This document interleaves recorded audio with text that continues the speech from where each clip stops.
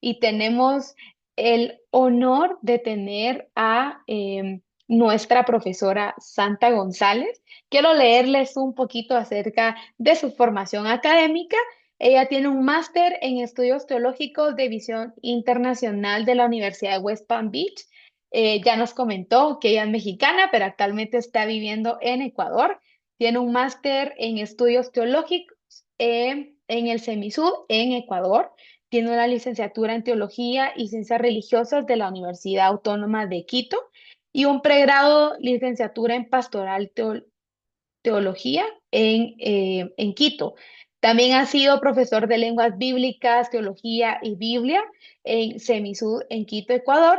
Y también ha sido profesor de lenguas bíblicas, Biblia y teología en el pastoral en el Seminario Cuadrangular de Quito, Ecuador. Y así tiene mucha experiencia, pero creo que lo más lindo es la gracia que Dios le ha dado también para poder hoy enseñarnos esta masterclass. Así que, sin más preámbulo, pues le dejo el tiempo a la profesora Santa González. Bienvenida. Muchas gracias, hermana Jacqueline. Buenas noches acá por Ecuador. Posiblemente por Guatemala sea buenas tardes o en algunos otros lugares también sea buenas noches. Si tenemos de Chile o tenemos de por allá del sur, donde la noche se ha adelantado un poco más. Un gusto poder estar aquí con ustedes. Gracias a las sociedades bíblicas por esta invitación. Y bueno, vamos a dialogar un poco sobre este diplomado, dando a conocer algunos elementos generales de este curso que se va a estar dando o que va a iniciar el día de mañana, este diplomado que tiene que ver con las cartas pastorales o las cartas paulinas o el corpus paulino. Hablaremos y nos abocaremos entonces a este tema, como ya lo mencionó nuestra hermana Jacqueline. El tema o el título que nosotros vamos a estar presentando tiene que ver cómo formar líderes fieles, lecciones de las cartas pastorales. Mi nombre es Santa González, así es, soy mexicana, pero tiene mucho tiempo que vivo en el Ecuador y de aquí desde el Ecuador hago este trabajo educativo para otras instituciones y bueno, seguimos aquí aprendiendo sobre esto.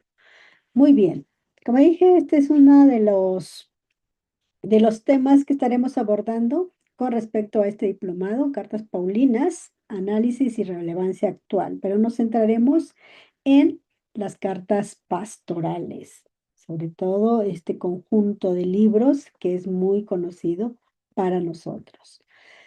¿Cómo abordaremos esta masterclass? Daremos una introducción muy corta para ponernos en contexto. Después hablaremos de los escritos paulinos de una manera general, o también se le ha denominado como corpus literario en los estudios bíblicos, y algunas también otras designaciones que se presenta, todo este conjunto de libros atribuidos a Pablo. Dentro de este número 2 tenemos ¿por qué cartas pastorales? ¿Por qué se le denomina cartas pastorales? Y daremos igual algunas opiniones que se han dado del por qué se llama a este grupo de escritos que ya los vamos a mencionar como pastorales. Y algunas opiniones también sobre estas cartas pastorales. Lecciones para la formación de los líderes, y aquí entraremos a este punto específico de qué nos enseña estas cartas.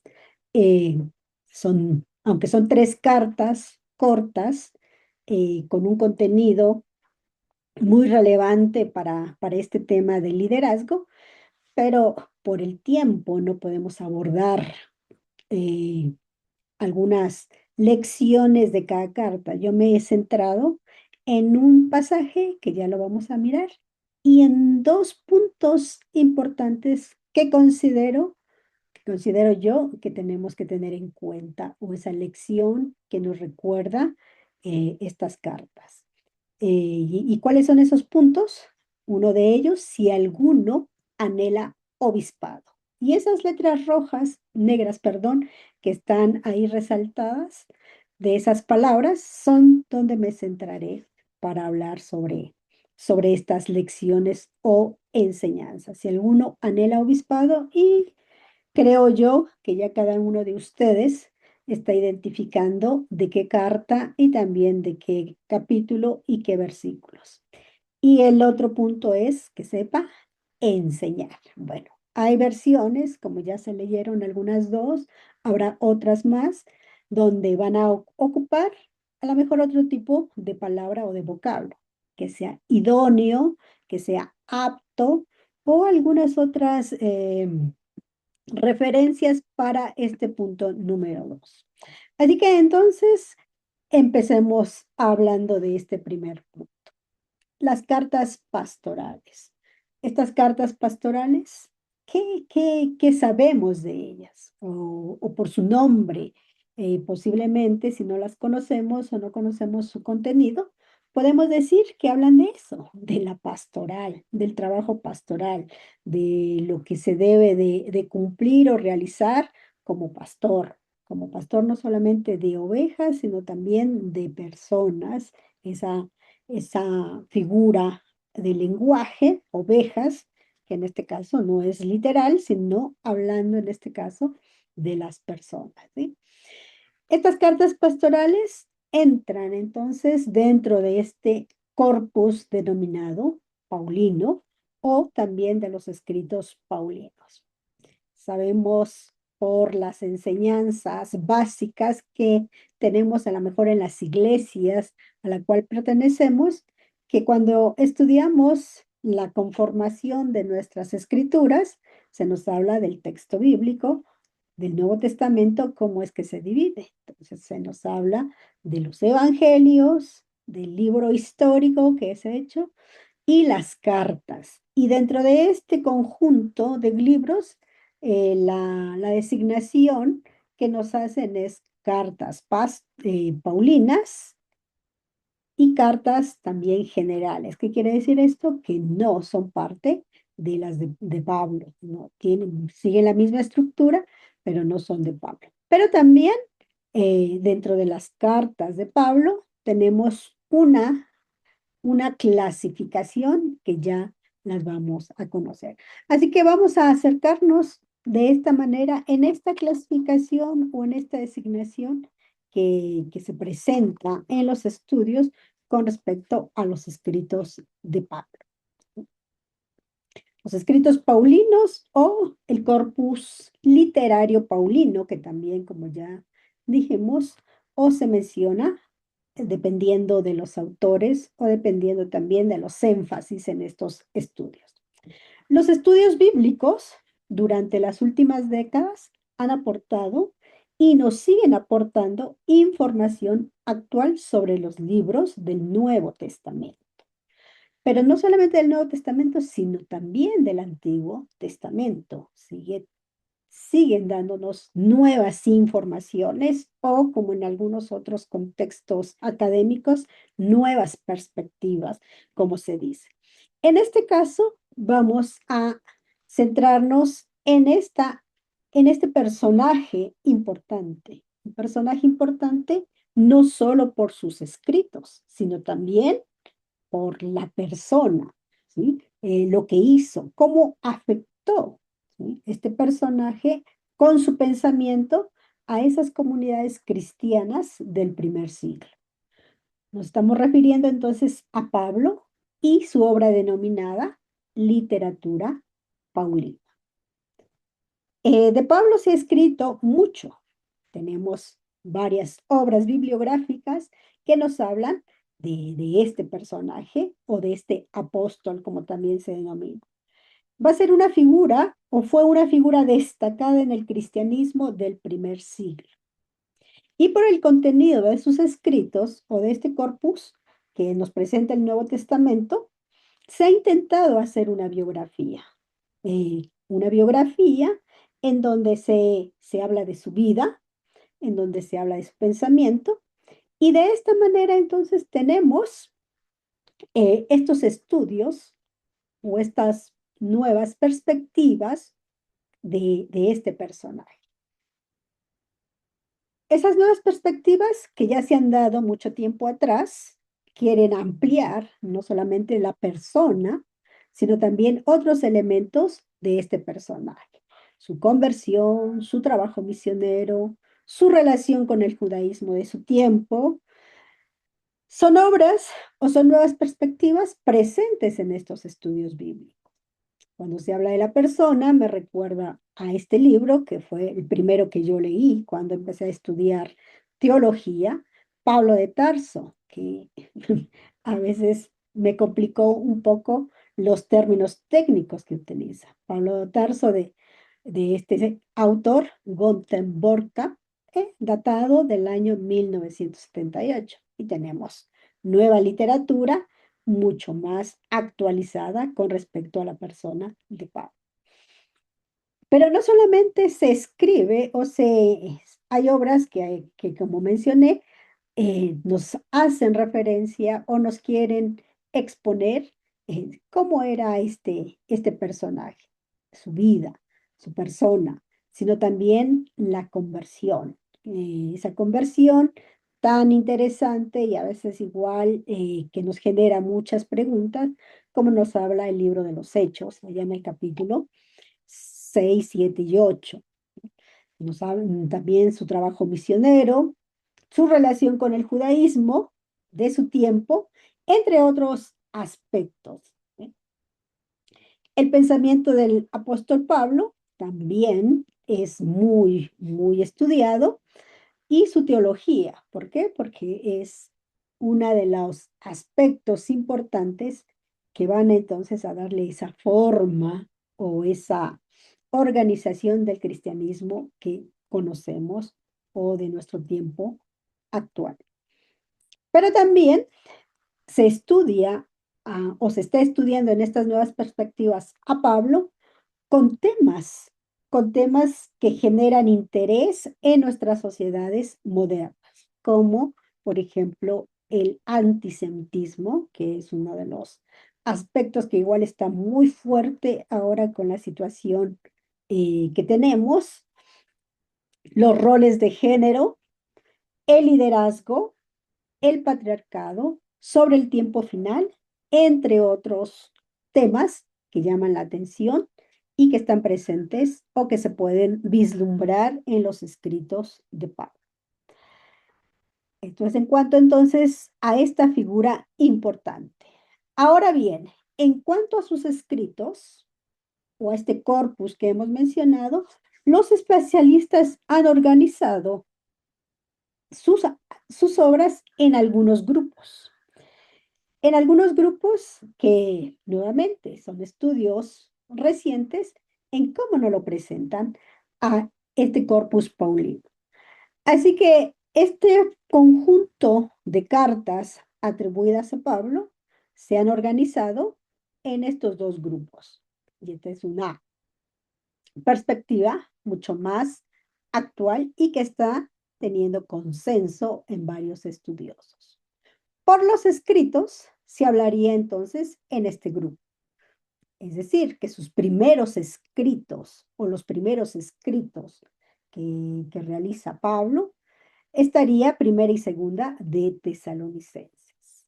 Número dos, una designación que se le da a otro grupo son cartas de la cautividad. Ahí tenemos a Efesios, a Filipenses, Colosenses y Filemón. Y número tres, cartas pastorales, donde nosotros vamos a ubicarnos. Ahí está, primera y segunda de Timoteo y Tito, que tienen una perspectiva o un énfasis particular. ¿Por qué? Porque estas cartas son dirigidas a personas específicas o se menciona que están escritas para darse a conocer el mensaje a estas personas específicas, como su nombre lo dice, de estos libros, Timoteo y Tito. Y número cuatro, las grandes cartas de Pablo, Gálatas, Romanos, primera y segunda de Corintios. grandes cartas por la teología que está presente ahí y puntos teológicos que nuevamente marcan la teología cristiana. El siguiente grupo, como dije, eh, está tomándose con mayor énfasis en los estudios bíblicos, se va a dar por su composición y por su autoría. ¿Sí? Los estudiosos entonces van a compartir algunas opiniones en relación a a la colección de cartas que ya mencionamos acá, pero que ahora van a tener una nueva perspectiva. Entonces, los estudiosos señalan que vamos a tener entonces grupos de los escritos de Pablo que ellos van a denominar en un primer grupo cartas paulinas consideradas auténticas o también protopaulinas, es decir, que son escritas por Pablo. Primera de Tesalonicenses, Gálatas, Romanos, Primera y Segunda de Corintios, Filipenses y Filemón. Aquí entonces se coloca la fecha en que son escritas aproximadamente y, y entonces debido a eso y debido a esos nuevos estudios se considera entonces que las siguientes, ya Pablo no sería el autor principal de las siguientes cartas. El segundo grupo, cartas deuteropaulinas. Ya la palabra deuteropaulino está hablando de segundo momento en la escritura. Y ahí se ubican Colosenses, Efesios y Segunda de Tesalonicenses. Estas se datarían más o menos en el año 80 después de Cristo. Número 3, aquí entrarían el grupo que ya mencionamos acá, las cartas trito-paulinas o las pastorales. Primera y segunda de Timoteo y Tito. Estas cartas, bueno, algunos se extienden en la datación inicios del siglo II después de Cristo. Creo que se han dado cuenta que tanto en el primer grupo como en el segundo grupo no se mencionó a hebreos. Tradicionalmente se entiende que hebreos, o sea, considerado que hebreos es parte de este corpus paulino, pero ya en los estudios actuales y en un consenso de los académicos, no. Hebreos no se considera un escrito dentro del corpus paulino. ¿Por qué? Porque Hebreos, aunque puede presentar algunas características epistolares, pero no completamente como, por ejemplo, Corintios, pero se considera entonces este escrito más que una carta, un discurso teológico. Algunos hablan de una homilía, algunos hablan de un sermón, pero es un discurso teológico que está reflejando la situación que vive la comunidad de ese primer siglo o a finales del primer siglo. Así que entonces tenemos estas características que nos presentan los estudiosos con respecto a este corpus paulino. Así que las cartas pastorales entrarían en el grupo Trito Paulina, es decir, una segunda eh, o una tercera generación escribiendo estas cartas. Hay algunas opiniones que fundamentan esto que hemos mencionado, sobre todo en este segundo grupo. Como qué evidencias son que sustentan o avalan lo que hemos mencionado. Ya la misma escritura o los mismos escritos nos hablan de eso. En algunas cartas encontramos entonces noticias de que hay ese intercambio epistolar entre destinatarios de diferentes ciudades. Y ahí lo vemos en estas citas bíblicas, Colosenses 4:16, 2 Tesalonicenses 2:2, el versículo 15 y 3:17. Vamos a obviar las lecturas porque nos llevaría tiempo en este sentido. Ustedes lo pueden hacer después estas lecturas y posiblemente genere preguntas que en este diplomado ustedes pueden hacer cuando se inscriban y cuando reciban el curso correspondiente a estas cartas, exactamente. Número dos, fuera del corpus paulino hay una referencia de una colección de las cartas de Pablo, como nos lo dice 2 de Pedro 3, 15 y 16, que este texto también, o esta carta es compuesta a comienzos del siglo II y hace un referente o hace referencia a la historia de las cartas de Pablo. ¿Esto qué quiere decir? Que esta cita estaría indicando que ya las cartas de Pablo se empezaron a considerar como escritura, como una escritura con autoridad, que ya empezaban a tener esa autoridad en los contextos eclesiales ubicados en Asia Menor. Otro, otro aspecto es en 2 de Timoteo 4:13, los autores de esta carta, en nombre de Pablo, piden que les traigan la designación griega ta Biblia, que significa los libros. Pero esta designación también está unida con la siguiente frase, tas membranas, que significa los pergaminos. Este texto, según de Timoteo 4:13, indicaría entonces que se hace referencia a un códice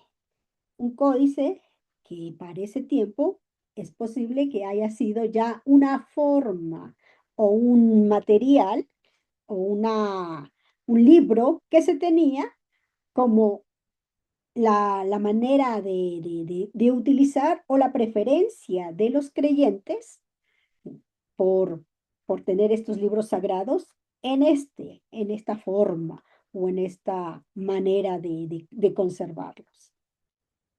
¿Por qué? Porque era una manera de agrupar los textos ya considerados sagrados. Sea cual fuere la indicación, esto está haciendo referencia entonces que el tiempo en que los seguidores de Jesús o los creyentes empezaron a conservar ya los primeros restos materiales de los escritos en estos formatos: papiros, pergaminos, códices. Y sabemos por la historia de la Biblia que los manuscritos más antiguos, en este caso del Nuevo Testamento, datan de este tiempo, del siglo II en adelante. Por ejemplo, el papiro 46, que tiene una referencia a las cartas de Pablo. Si es así, entonces, toda todo este trabajo de conservar, de escribir, de intercambio, ¿sí? El lugar en donde se realiza este trabajo, tanto de recopilación, de adaptación, ampliación de las cartas, sería en Éfeso. Éfeso, que fue la ciudad en donde Pablo pasó más tiempo durante su trabajo misionero. Además, fue la ciudad en la que escribió buena parte de sus cartas originales. Ya el evangelista Lucas, en su libro de los Hechos, nos va a decir que Pablo acostumbraba a reunirse allí, en la escuela de Tirano, según Hechos 19:9. Y no solamente él se reunía ahí, también participaban en estas reuniones sus colaboradores, aquellos seguidores de Jesús de otros círculos que se establecen muy pronto en la ciudad de Éfeso, como lo vamos a mirar también en algunas indicaciones de este contexto histórico del Nuevo Testamento. Así que entonces tenemos este panorama de estos dos grupos y las evidencias del por qué. Este conjunto de cartas pastorales estaría entonces ubicado más adelante o posteriormente a la muerte de Pablo. Y que esto debemos tener en cuenta para cuando hacemos una lectura o una interpretación del contenido de estas cartas. Entonces, ¿por qué se denominan cartas pastorales a estos tres libros que ya hemos mencionado en las páginas anteriores? ¿Por qué cartas pastorales?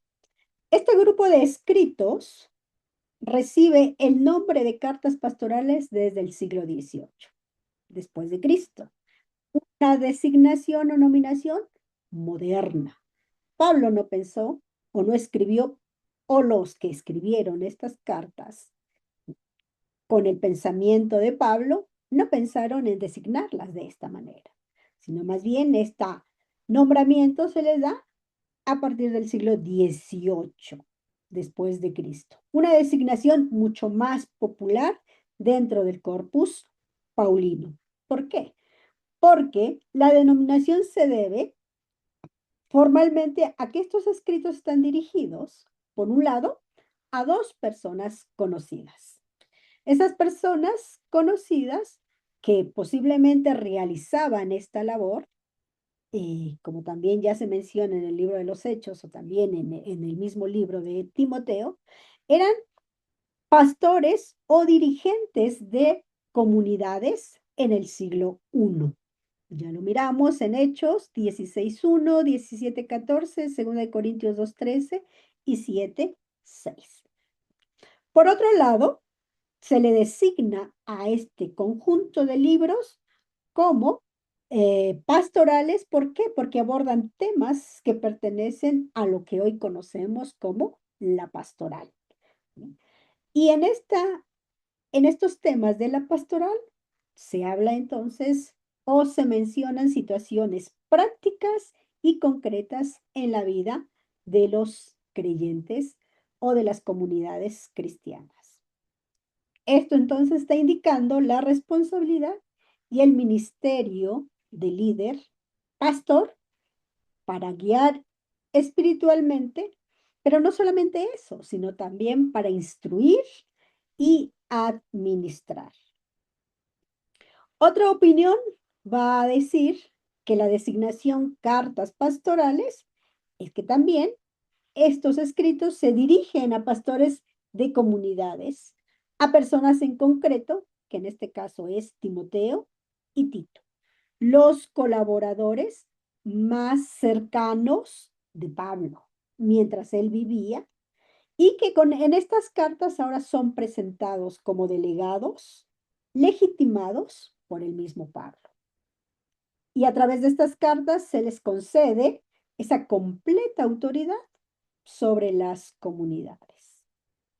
Por la referencia de Primera de Timoteo 1:3, parece que Timoteo, está en Éfeso, y por Tito 1:5 se indicaría que Tito se encuentra en Creta, en dos ciudades que fueron parte de esos viajes o trabajo misionero de Pablo. Aunque entendemos que estas cartas, o estamos mencionando implícitamente que estas cartas hablan de los destinatarios, quienes son estos dirigentes de la comunidad, pero pensar esto nos limitaría entonces el mensaje amplio que se comunica. Porque en realidad las cartas o el contenido de las cartas va dirigida al grupo de cristianos que conformaban la comunidad o al grupo de cristianos que estos líderes estaban dirigiendo o estaban representando. Ahora bien, en cuanto a la estructura interna de estas cartas, se organizan cada una de ellas o las tres forman un cuerpo homogéneo, tanto en temática, en forma y en estilo. Aunque son presentadas como cartas paulinas, hay expresiones paulinas, es cierto, que están presentes en las otras cartas, como estos conceptos, vida piadosa, sana doctrina, entre otros. Pero algo interesante es que en estas cartas faltan términos importantes que se mencionan en las cartas consideradas auténticas. Entre estos temas o términos se encontraría la justicia de Dios, la libertad, la cruz, etcétera. ¿Sí? Todo esto lleva entonces también a esta opinión que ya hemos mencionado con respecto a la autoría de estas cartas. ¿Sí? La situación y estrategia que reflejan estas cartas tampoco son las mismas que de las cartas originales de Pablo o las cartas deutero-paulinas. Estas cartas expresan una preocupación por el desorden, las amenazas internas y externas que vive la comunidad, las desviaciones doctrinales y morales, la imagen exterior de la eclesía, que es lo que está también presente en el contenido, y sobre todo el ejercicio de la autoridad. Es decir, ese testimonio que tiene que tener la iglesia hacia afuera, como lo miramos en 1 Timoteo 1:10, 2 de Timoteo 4:10. Todo esto que hemos mencionado y sobre todo estos dos puntos nos ubican en esa situación en que vivía la comunidad en un contexto de ambiente romano, de ambiente helenista. ¿Por qué?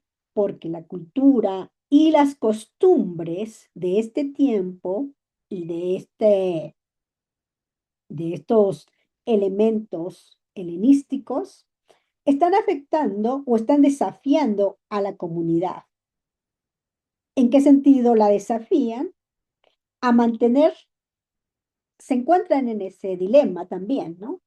Así como va a pasar en el Antiguo Testamento cuando el pueblo de la diáspora se encuentra como en esa disyuntivo, en esa eh, límite entre el evangelio, mantener los valores del evangelio o adoptar esos valores de esta cultura helénica y costumbres que son contrarios a la fe cristiana. Así que entonces estas cartas tratan de responder a esa situación en la que se encuentra. Las cartas tratan de responder a la situación en la que se encuentra o de qué manera se debe de responder a esa situación en la que se encuentra.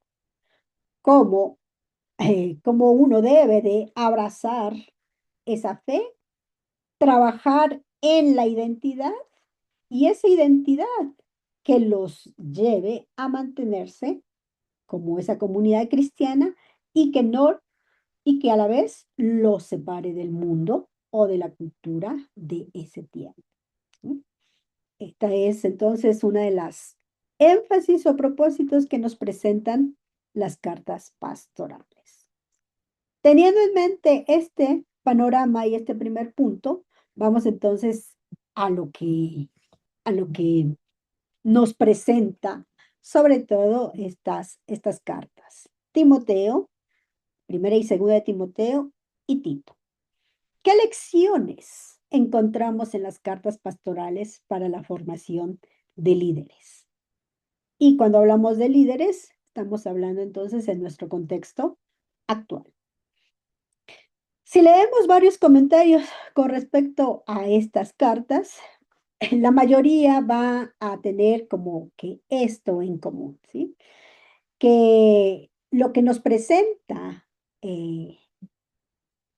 estas cartas o las temáticas en las que se enfatiza o se centran estas cartas tiene que ver con esto: la sana doctrina, la liturgia, los ministerios, la familia y sobre todo el testimonio externo, como lo dije, la eclesía, ese testimonio que debe dar hacia afuera, ¿sí? Entre otros temas que podríamos encontrar. Pero los más generales y los que se repiten en varios comentarios que pude consultar, es esto: sana doctrina, liturgia, los ministerios, la familia y el testimonio y, y otros más que están presentes. Pero de acuerdo con el propósito de esta presentación, voy a enfocarme en el tema del ministerio. ¿Sí? Veamos qué nos dice las cartas en la formación de líderes o en este trabajo de liderazgo o en este ministerio pastoral que también tiene como un sinónimo en designarse como líder o liderazgo. Para ello, entonces, voy a considerar o consideré estas dos citas bíblicas. ¿Sí? Primera de Timoteo 3, 1 y 2 y Tito 1 y 7. Y bueno, esta primera frase que la he sacado de aquí, si alguno anhela obispado.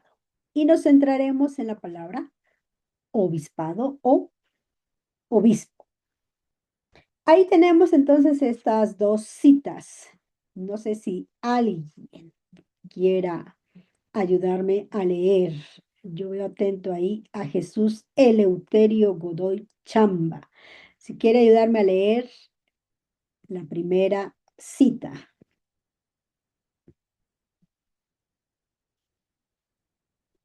Y veo otro Jorge Cardona.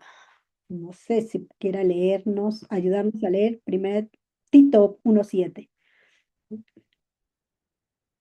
Eh, creo que se asustó. Gaby. ¿Me escuchan? Voy con Tito 1:7. ¿Aló? Sí, Ok.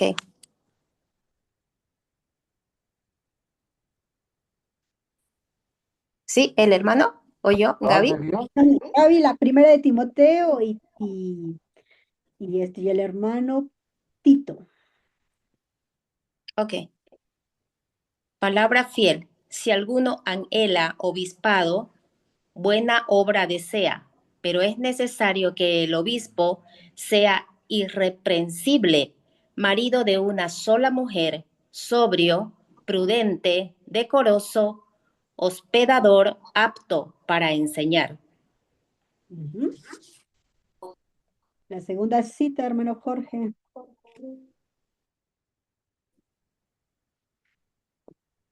¿Escuchan?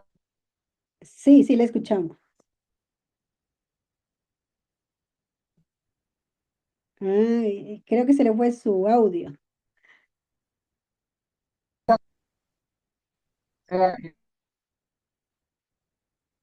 Eh, Hermano Elías. oh, Perdón, pero se le fue su audio. ah, Sí, profesora Santa, para darle lectura, Dios le ¿Sí? bendiga. Vamos Ah, a ver. Tito 1:7. ¿Por qué es necesario que el obispo sea irreprensible como administrador de Dios, no soberbio, no iracundo, no dado al vino, no pendenciero, no codicioso de ganancias deshonestas? por aquí tenemos estas citas tomadas de la Reina Valera y se parecen las citas, ¿no? Palabra fiel si alguno anhela obispado. La primera parte, porque es necesario que el obispo sea irreprensible. ¿Qué nos quiere decir estos versículos? Que ya lo dije, no voy a ampliar, porque eso lo tomaremos más específicamente en el curso. Esto sería solo una invitación para que ustedes no puedan inscribirse y poder eh, ampliar más estos textos o pasajes específicos o más amplios de estas cartas.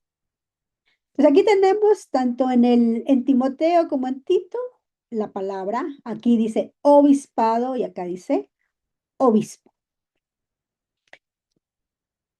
¿Qué significado entonces tiene este término tan atractivo para algunas personas? Porque en algunos contextos, bueno, el llamarse obispo, designarse obispo, como que tiene un rango y da como que más valor a la persona. ¿Es un título o es un oficio? ¿Qué nos dice el texto? Bueno, antes de mirar qué nos dice el texto, si nosotros miramos la definición en el diccionario de la lengua española, nos va a indicar que obispo significa un ministro religioso de alto rango, que dirige y cuida a una comunidad de fieles en su diócesis. Pero también la palabra obispo en otros contextos está en relación con la pastoral o está en relación con el líder. En algunas iglesias o denominaciones, este término, y no solamente la función, sino también el rango, hace referencia a esa organización administrativa. Por ejemplo, yo soy de Iglesia de Dios y el rango más alto ministerial es el obispo. Pero este rango, igual, solo se aplica a los varones y no a las mujeres. Bueno, eso ya es otra cuestión y otro diálogo, pero vamos a esta palabra. Así que entonces, las designaciones o definiciones que se presentan en nuestras definiciones de la lengua española es ese ministro religioso que está hablando de posición, de alto rango, que dirige y cuida a una comunidad de fieles en su Dios. Está hablando de funciones, pero también está hablando de posición. El término griego, episcopos, que está presente ahí en el texto, tiene la traducción, sí, de obispo, pero también traduce supervisor, también traduce quien vela por los demás, guardián o vigilante. El verbo haría referencia a vigilar, supervisar o velar también. Por su importancia en nuestro tiempo, llama la atención que no es tan frecuente esta palabra en el Nuevo Testamento. Se menciona en el libro de los Hechos, se menciona en Filipenses y aquí en las cartas pastorales, en estas citas que hemos leído. Pero aquí en estas citas está utilizándose como un sustantivo y no tanto como el verbo. Esto quiere decir, con la traducción del término, que la palabra está designando oficios o diversos oficios, que ya tiene su trasfondo en el contexto helénico, pero también en el Antiguo Testamento. Por ejemplo, vigilante de los pactos, vigilante de los dioses. Aplicado en la educación, también tendría esa connotación cuando se habla de tutor. En general, entonces, la palabra está indicando una función. Esa es la perspectiva general. Una función como supervisor, como inspector, y sobre todo cuando se habla de inspector, era una función que la designaba el imperio. El imperio que hacía referencia a algunas personas específicas, ¿sí? Y estas personas específicas eran enviadas como estos inspectores o estos supervisores para, como su nombre lo dice, supervisar o inspeccionar a aquellos habitantes de esas ciudades que estaban bajo el dominio del imperio. Entonces, el episcopos o el episcope o el obispo es el supervisor o moderador que vigila la buena marcha de las actividades comunitarias. Esta palabra, episcopos griega, está compuesta por estos dos términos, skep y el prefijo epi, ¿sí? Raíces que indican la actividad de ver o prestar atención a algo o alguien, ¿sí? Es decir, esa persona que tiene esas habilidades, ¿sí?, de mirar o estar atento a lo que sucede o a alguna persona. Esta palabra no solamente está en griego, sino también tiene su trasfondo en términos hebreos que la Septuaginta ha traducido con este término griego.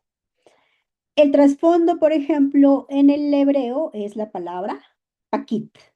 Pakit, que significa también, o que traduce supervisor, inspector, comisario, gobernante.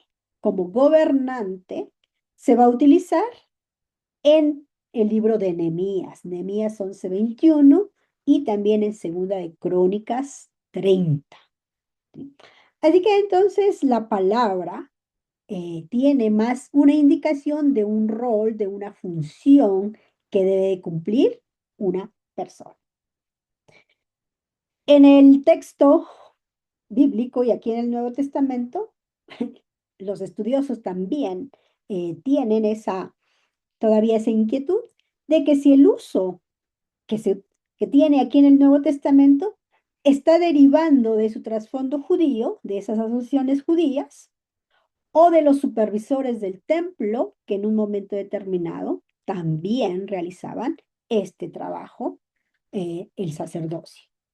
O también si está en relación con la función que realizaban los presidentes de las sinagogas o en la secta de Qumran.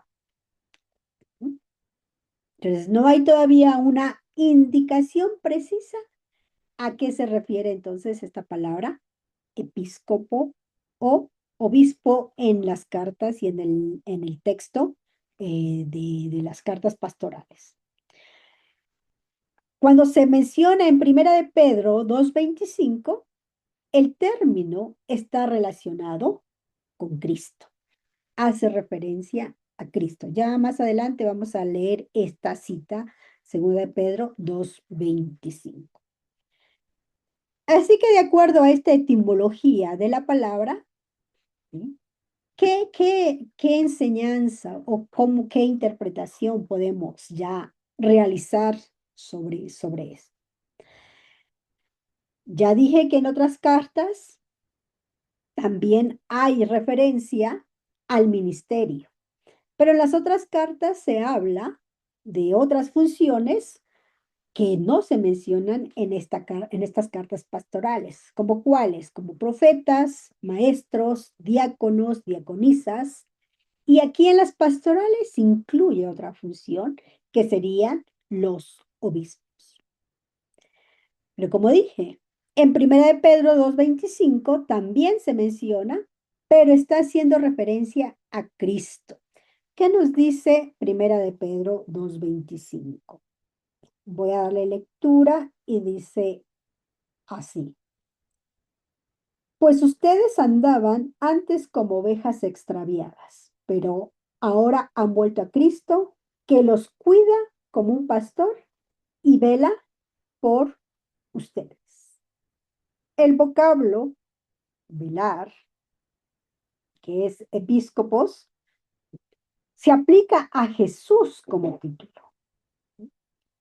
Pero esta palabra está acompañada de la palabra pastor, que también tiene su trasfondo en el Antiguo Testamento en Números 27, 16. Así que no es casualidad, entonces, que la palabra que se utiliza en Timoteo o este vocablo que va a utilizar Timoteo encierra toda la comprensión bien definida de estos vocablos, como pastor y como cuidador o vigilante. De esta manera, entonces, podemos entender que la vigilancia o el cuidado, que en este caso debe de realizar el líder, solo puede concebirse y hacerse desde el modelo de Jesús. La palabra indica un oficio, un rol, una habilidad que implica responsabilidad sin remuneración. En otras palabras, ¿sí? Con esta referencia de Jesús, el vocablo nos hace referencia a lo que se debe de cumplir o lo que debe cumplir el líder o tener esa habilidad que implica responsabilidad sin remuneración. Y creo que desde esta perspectiva estaríamos afectando algunas opiniones o oposiciones que a veces ya no se realizan sin tener en cuenta esto. El versículo va acompañado de una afirmación. La afirmación que dice, el que anhela obispado, una buena obra desea. Buena o hermosa, que es la palabra que puede traducir el término griego, obra desea. La palabra ergon, que traduce como obra, está indicando el hacer. Pero también la palabra ergon tiene connotación de tarea, tiene connotación de misión. Algunas otras versiones traducen de esa manera. Por ejemplo, voy a leer otra. Dice, he aquí una norma de fiar. Si uno aspira al episcopado, desea una tarea importante. Desea una tarea importante. En otras palabras, desde la óptica de este versículo, es un buen deseo ser obispo. Es un buen anhelo ser obispo. Pero entendiendo el sentido y el significado, el ser obispo o el ser eh, un obispo tiene que ver con servicio, tiene que ver con el oficio que debe de realizar. Ante esto podemos decir entonces que cuando las cartas pastorales están incluyendo el obispo o el obispado, ya la comunidad está entonces organizándose de una manera que haya ese orden, que haya tareas y funciones específicas para las personas que se mencionan o los oficios o los ministerios que se van a mencionar más adelante.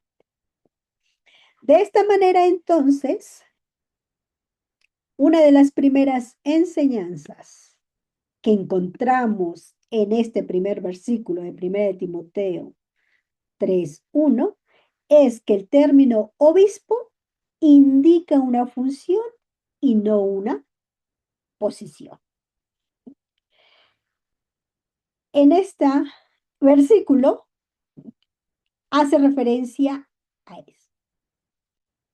¿Y qué quiero decir con eso? Nos encontramos en un tiempo en que el concepto de liderazgo es el más utilizado en contextos de organizaciones y también en nuestras sociedades. Sobre todo cuando hay alguna crisis o cuando hay alguna situación de cambio, se empieza a criticar a la persona que está al frente. Que es posible que se le delegue toda la responsabilidad de esa crisis o de ese cambio a ese líder. Además, también contamos con una amplia literatura que habla sobre el tema del liderazgo. Y hay diversos enfoques teóricos sobre ello. Se habla de sus atributos, se habla de sus destrezas, se habla del estilo y se habla de varias cosas que deben de cumplir o que deben de caracterizar al líder, y sobre todo a veces el líder de éxito, como se dice. Toda esta información sí es válida para cumplir de mejor manera el ministerio del servicio. Pero como estamos estudiando el texto bíblico, no podemos olvidar lo que complementa estos versículos o los versículos posteriores. A partir del versículo 2, perdón, hay una serie de exigencias que el obispo debe de cumplir. Es decir, no solamente hay que ser obispo por hacerlo, sino hay que cumplir una serie de exigencias. Y empieza hablando de que el obispo sea irreprensible, sea marido de una sola mujer, sobrio, prudente, decoroso, hospedador, apto para enseñar. Y toda esa lista que también está presente en Tito, si hacemos una comparación, Algunos se repiten y otros no. Así que quiero resaltar este último requerimiento que se habla en el versículo 2, apto para enseñar. Como dije, estamos en un contexto de estudio, donde la educación sigue siendo el pilar principal en nuestras sociedades, en nuestras comunidades, en la familia, etc. Cuando dice apto para enseñar, es una traducción que hacen en este caso, los traductores del texto bíblico. Pero la palabra que se utiliza y que traduce o que se ha traducido de esta manera, apto, que sepa, idóneo, dependiendo las versiones, es la palabra didáctico, que es una palabra de donde se deriva nuestra palabra española didáctica, y que la traducción es apto, idóneo para la enseñanza. Esto quiere decir que esa persona tenga las habilidades y las aptitudes para enseñar. Y esto nos lleva entonces a recordarnos que para poder enseñar, primero tenemos que aprender, primero tenemos que formarnos. ¿Sí? Bueno, en este caso, si queremos enseñar cuestiones mucho más específicas o cuestiones mucho más teóricas o académicas, porque todos podemos enseñar. Nuestra experiencia de vida es también parte de poder compartir nuestras enseñanzas. Pero si queremos ser mucho más específicos para una enseñanza, hay que aprender, hay que formarnos. Así que entonces una segunda enseñanza o lección que nos presenta este versículo es esa, la preparación. Una preparación especializada, pero también una preparación en general. Y cuando hablo de esa preparación en general, creo que ahora se habla de esa preparación emocional, ¿sí? Emocional. Y ese creo que es uno de los aspectos indispensables para la pastoral, para el liderazgo, para el ministerio. En un tiempo determinado se habló mucho de la inteligencia emocional. Y si ustedes buscan en el internet, ¿qué significa? Es esa capacidad y habilidad de gestionar las emociones en diversas situaciones. Y creo que es necesario el tiempo actual. El tiempo actual lo exige. Una preparación amplia, no solamente conocimientos bíblicos, que es lo importante o que se debe tener como un primer objetivo y propósito. Pero después de eso, una preparación en otras áreas de estudio, en otras áreas de estudios que nos dé esa habilidad para nuestras emociones, pero también para evaluar la realidad, dialogar con las diferentes posiciones y formas que pueden contradecir nuestra convicción. Estamos en un tiempo del conocimiento, como se dice, conocimiento digital, con otras perspectivas de familia, de persona, ¿sí? Que necesitamos tener esas herramientas para mantener nuestra convicción. Son desafíos entonces que nos presentan las cartas pastorales para que nuestro liderazgo, nuestra pastoral sea efectivo. ¿Sí? Entonces, de este versículo, de estos dos primeros versículos de Timoteo, hemos sacado dos lecciones. La primera tiene que ver con que queremos ser obispos, no es una posición, sino es una función. Cambiar la perspectiva de esta designación. Y lo otro es la preparación especializada y también emocional o en general. Con esto entonces concluimos diciendo que la relectura de las cartas pastorales para nuestro tiempo nos invita a comprenderlas desde esa realidad histórica y la situación de las comunidades o de la comunidad en la que se escribe. Una situación que puede asemejarse a nuestra realidad y que necesita darse una respuesta desde esa realidad o esa respuesta que sirvió para esa comunidad como ayuda para nuestra comunidad actual. Uno de los propósitos en la lectura, desde la perspectiva del liderazgo, contribuye a entender las funciones que caracterizan, en este caso al obispo, al diácono, al presbítero, y cómo con estas características o funciones se puede ser relevante en la misión cristiana actual. Así es que este es un panorama muy general de lo que estaremos hablando en este diploma. Gracias y abrimos el espacio para las preguntas. Julián. Muchas gracias, profesora Santa. Antes de las preguntas, bueno, agradecerle por este abrebocas o esta miel que nos ha dado con 2 versículos y de todo lo que se va a recibir en el diplomado. Solamente comparto un versículo de 1 de Timoteo 3:1, dice, si alguno anhela obispado, buena obra desea, ¿no? Y para eso hay que prepararse, hay que especializarse. Y a ver, Ronald, si me ayudas a publicar los 2 diplomados que estamos por empezar. Y es el tema donde la profesora Santa va a enseñar, que es Cartas Paulinas, análisis y relevancia actual.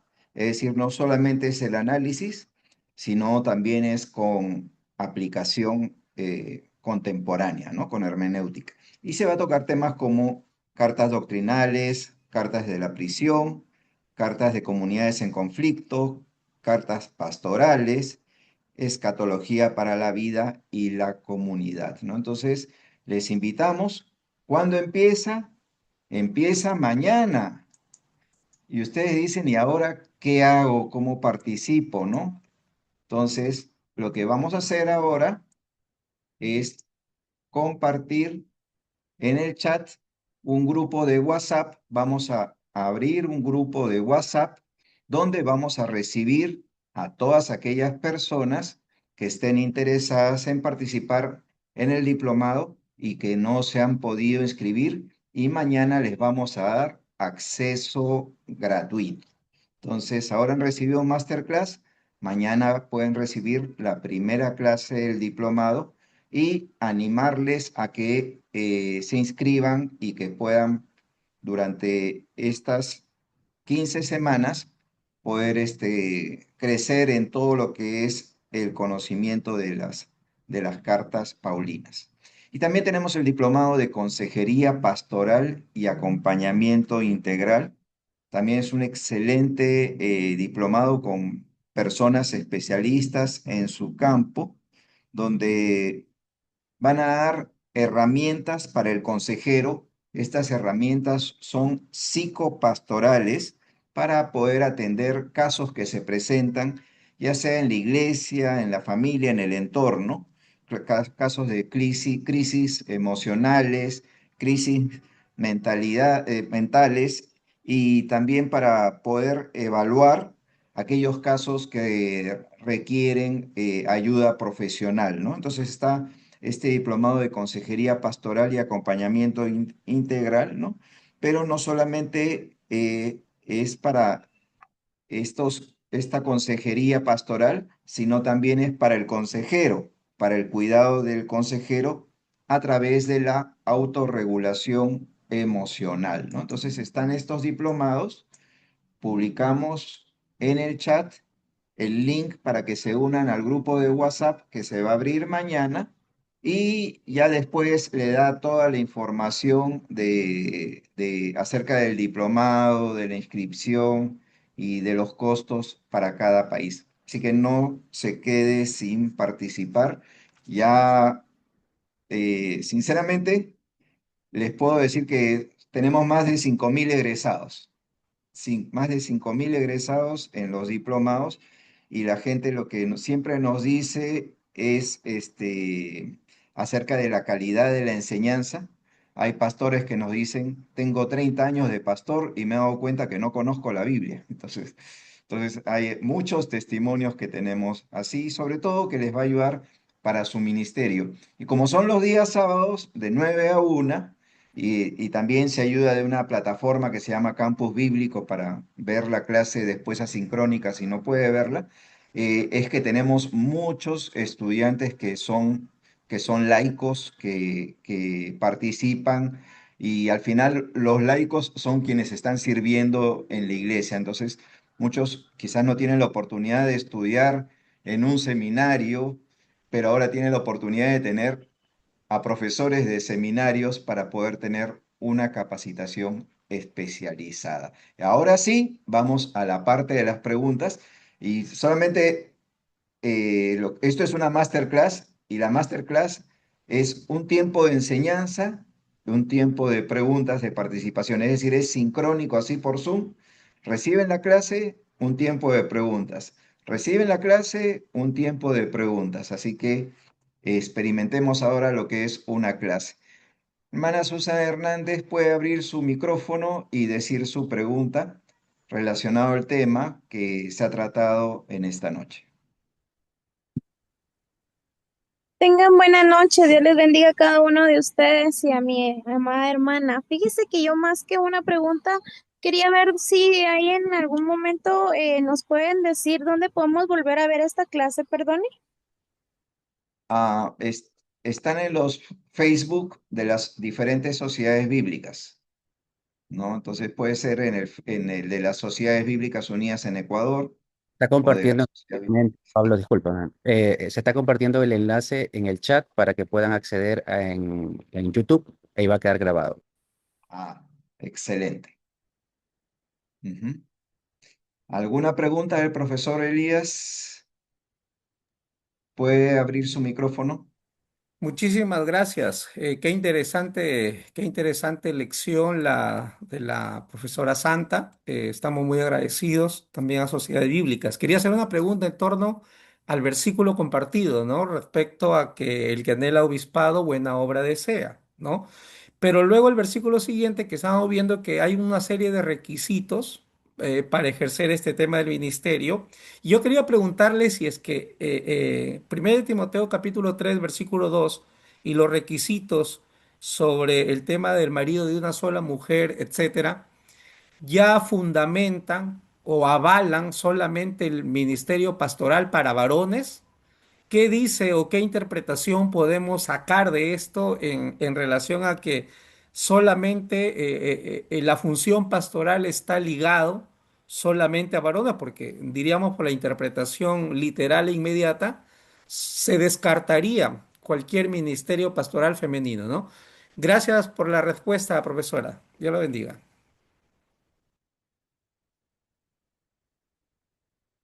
Bien, puedo contestar.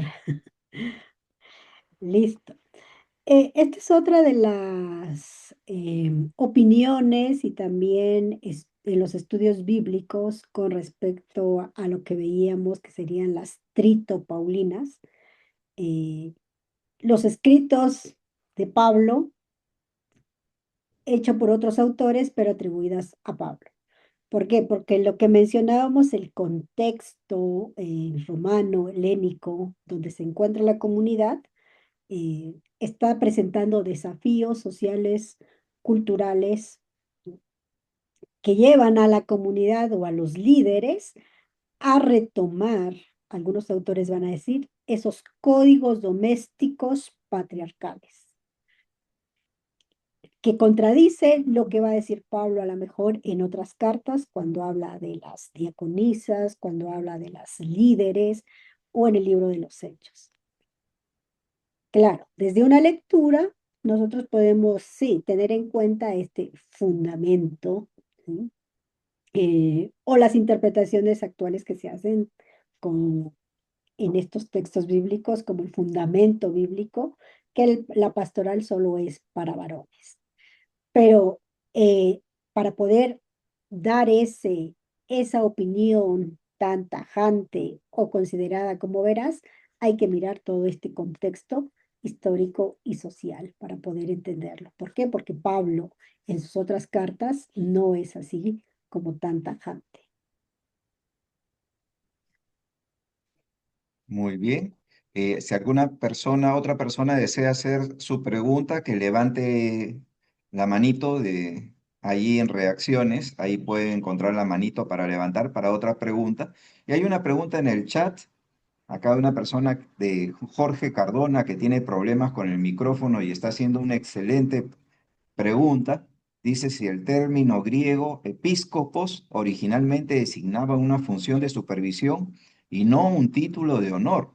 ¿En qué momento la iglesia comenzó a convertir el liderazgo pastoral en una posición de estatus y que perdemos teológicamente cuando el obispo deja de ser guardián y pasa a ser autoridad? Ujú. Interesante pregunta y que también la historia nos da la respuesta.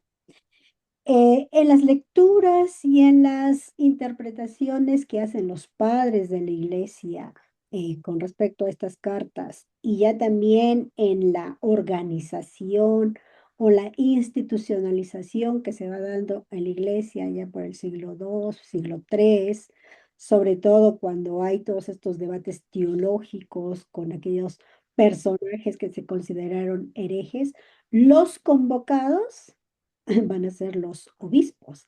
Y esos obispos que estaban igual al frente de una comunidad, los sucesores o los continuadores de los apóstoles. Eh, Va entonces tomando esa importancia y va tomando ese rango, esta función, este oficio. ¿Sí? Ya más adelante, cuando se institucionaliza completamente la iglesia, el obispo llega a tener esa posición de ese rango de autoridad mucho más alto. Entonces, la historia misma de la iglesia, en ese desarrollo y en las épocas en donde, se establece y donde se toma esa forma de iglesia, eh, va incluyendo en su administración y en su organización funciones que van a tomar ese estatus de autoridad. Y claro, tenemos también en nuestras iglesias algunos ministerios que tienen más ese estatus de autoridad que de función o que de servicio o que de misión. Entonces, las épocas históricas eh, van a ser las que influyen para que estos ministerios tengan entonces estos estatus. Bien, vamos a dar oportunidad a dos personas más y de ahí cerramos la parte de preguntas. Alfonso Lavarría, es tu tiempo. Buenas noches. Profe, una pregunta. Mencionaba que el término o el título de cartas pastorales se mencionaba en el siglo XVIII más o menos. No sé si tiene un complemento breve que nos pudiera dar para complementar eso, tal vez quién o en qué contexto, qué razón, por qué, bueno, tal persona, por tal motivación o un poquitico más de contexto de lo que sucedió, pues, o quién fue el que lo mencionó ese título y razones o algo un poquito más que nos pueda complementar. Ujú. Bueno, ampliar y complementar, si usted se inscribe en el diplomado, no solo va a tener ese título, sino también de los demás libros. Pero voy a decir algunas cosas mucho más generales en este sentido. Cuando hablo del siglo XVIII, estamos hablando de nuestra época moderna. Siglo XVIII, siglo XIX, empieza todo un desarrollo en los estudios bíblicos y sobre todo con el texto bíblico. Los padres de la iglesia, que son los que empiezan a hacer comentarios de estos libros, no designan a estas cartas como pastorales, solo hablan de estos líderes y dirigentes a quienes Pablo dirigió sus cartas. Entonces, desde esa idea y esa perspectiva, en los estudios bíblicos, sí, se da esa designación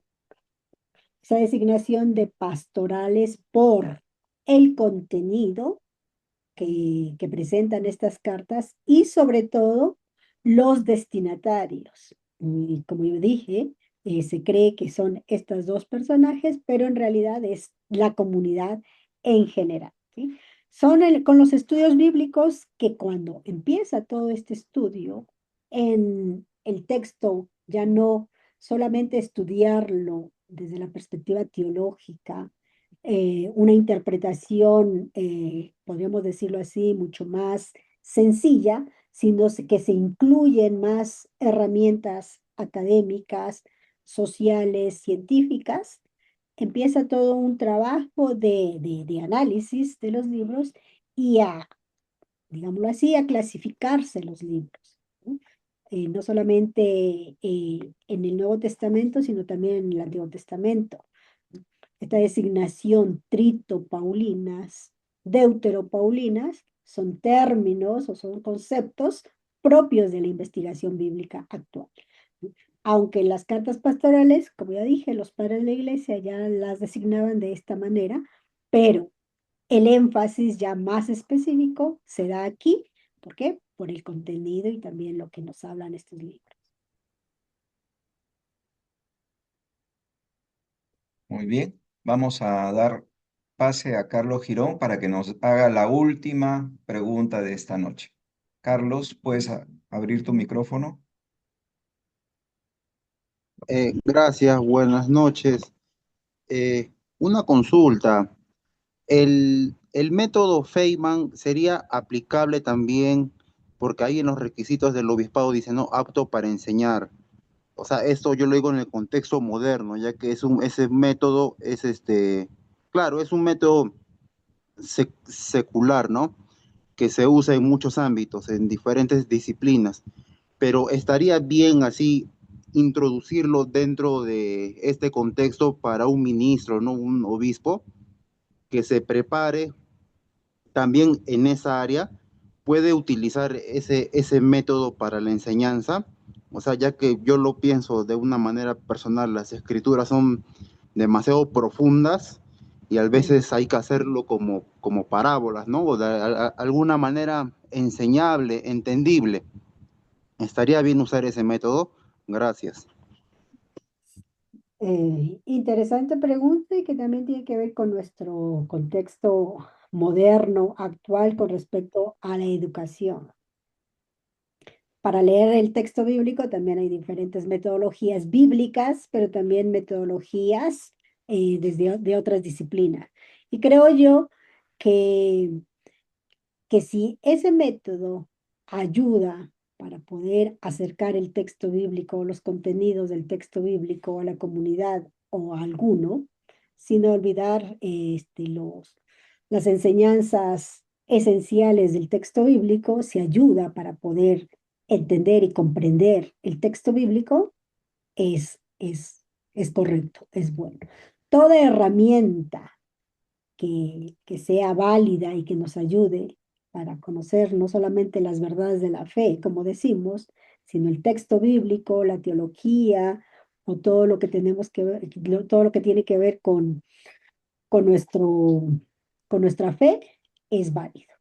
Siempre y cuando hay que saber qué es lo que no debemos de implementar y qué es lo que sí debemos de implementar, qué es lo que nos ayuda para tal propósito. Pero creo que sí. Muchas gracias, profesora Santa. Hoy día hemos tenido más de 300 conectados. Ahí hemos puesto en el chat, si aún no participas en un grupo de WhatsApp y quieres recibir los links de acceso semanales, únete a este grupo de webinars de SBU y le enviaremos los links de acceso una hora antes de cada webinar. Entonces vamos a continuar con el cierre ya de este